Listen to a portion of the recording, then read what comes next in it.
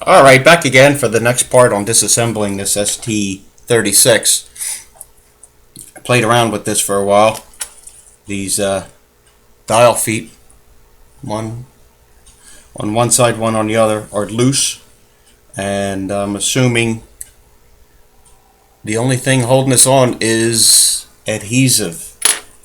As scary as that might sound, I took a screwdriver and walked it around, and look what we have.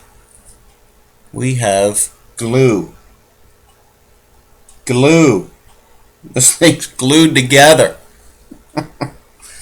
There's the back side and our dial feet. It has drops of glue on it. Wow. I gotta say, I'm not impressed. Just because it's glued. Come on, people. I have yet to see something glued on a Soviet or a Russian timepiece, although people have tried when they broke the feet.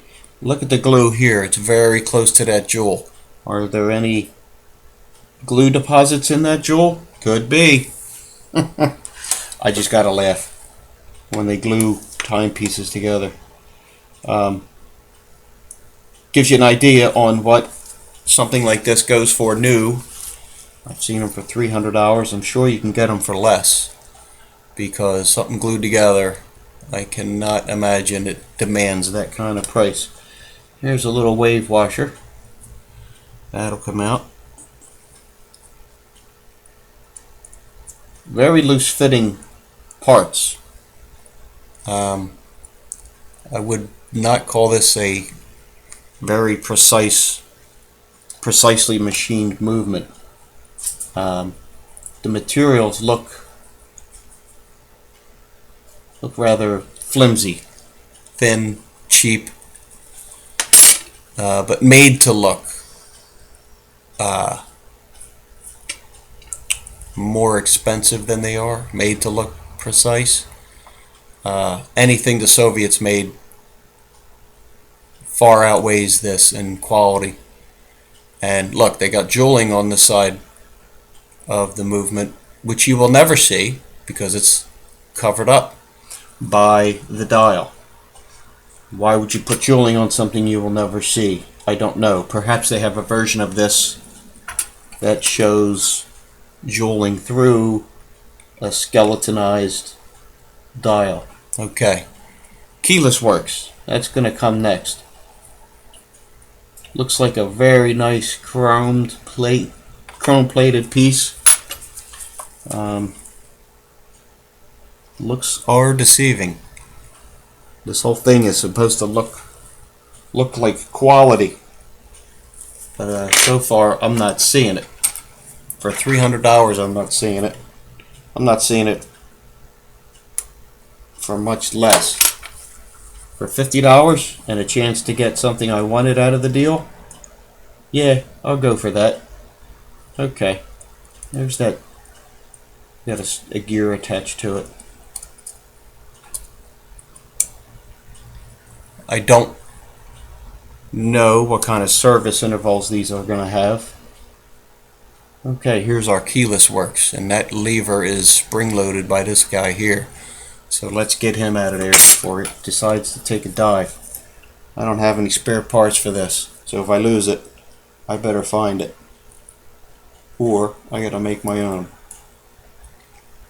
And I wouldn't be happy about that. There we go.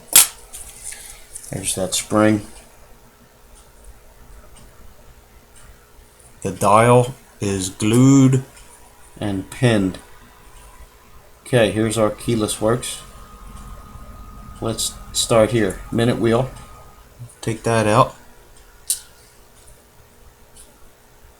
Is that in the shot? It is. Okay, there we go. And the last one.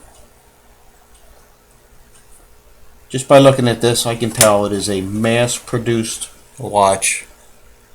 Probably make thousands of these a day. But you can't knock it for its performance. The thing runs good, keeps excellent time, has outstanding amplitude on the balance. And here's that mechanism here that's screwed in. If you want that to come out, you just loosen that screw all the way and everything will come out. But since we're not servicing this, we're just tinkering, we're going to leave it there for the sake of saving time. And here's our cannon pinion, which is pressed onto the gear on the opposite side right here. If you were to do a full service on that, you would pop that cannon pinion off, take the rest of these keyless works apart here, take the stem out, clean and lubricate everything, and put it back together. Also, here's your other jewel for your balance right over here to take that out and clean it and lubricate it. But there you go. There you have your ST-36 Seagull massive, robust movement. If you ever want to learn watch repair and watch servicing, see if you can get something this big, because it is massive. It's huge. I'm not good with metric. Let's see how wide this thing is. Put the calipers across it. This thing's 1.5 inches across. What's that? 25, 40 millimeters, 30 mil? I don't know. 1.5 inches across. That's huge. Most Soviet timepieces that I service are less than 1 inch. So you got quite a substantial movement.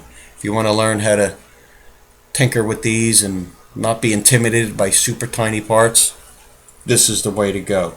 Don't spend $200-300 for this. If you can get them for $50, even if they're not moving, you want to practice tinkering, working on some skills on how to manipulate small parts and put it together, not a bad way to go. Like I said, these aren't my specialty. This is my only Chinese movement. But it runs good and it ends up on my wrist now and then. So next time we're going to put this back together and show you how that's done and get it ticking.